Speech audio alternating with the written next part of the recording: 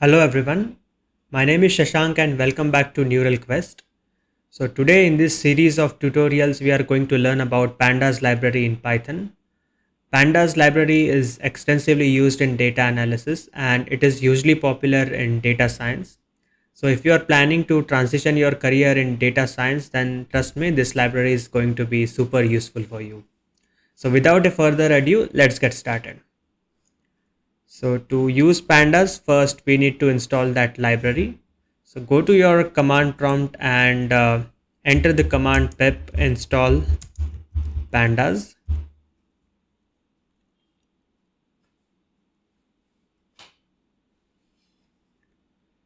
Yeah, since I already have that library installed at my end, I'm getting this message as requirement already satisfied. Now we need one more package, which is Jupyter. With pandas and Jupyter, you can easily see your data. So to install Jupyter and enter the command pip install Jupyter Lab.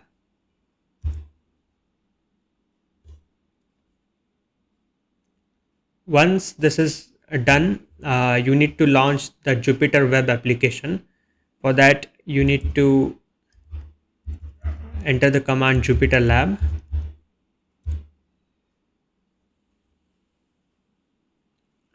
So after entering that command, you will see this kind of interface.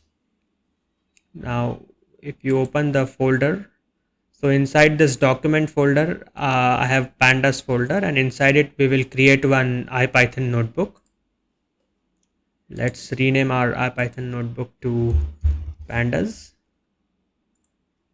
Now to use pandas library, we need to import it in our code.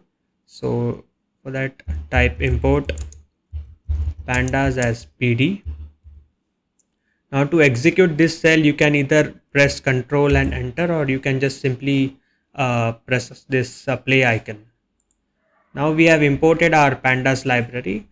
Now to work with pandas, we need a data set, and so I'll be using this IPL data set in our tutorials, which has data collected from year 2008 to 2020.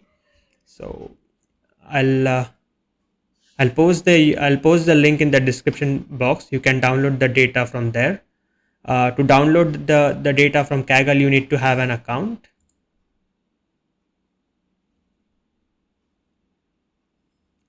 So let's just download it.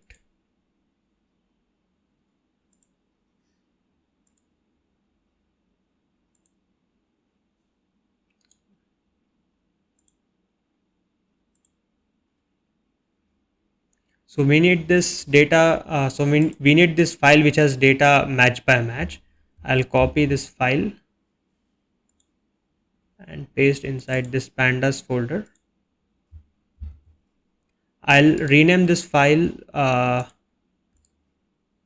IPL dataset for simplicity.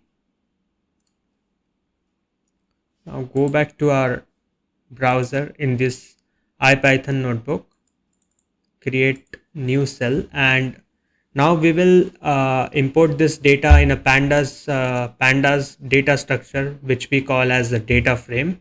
So for that, write df is equal to pd.read csv, and inside this write the name of the file, IPL dataset.csv. Now what exactly we are doing here is, so we are using pd, which is a short form for pandas. Pandas is a package, and inside the pandas package we are using the read csv function, and in the bracket we are passing the name of the file as the parameter. So let's execute this cell and let's print our data frame to see what is there inside it. So yeah, you can see it has printed the number of rows, all the data that is there in the csv file. At the bottom you can see it shows number of rows and columns that are there in that csv file.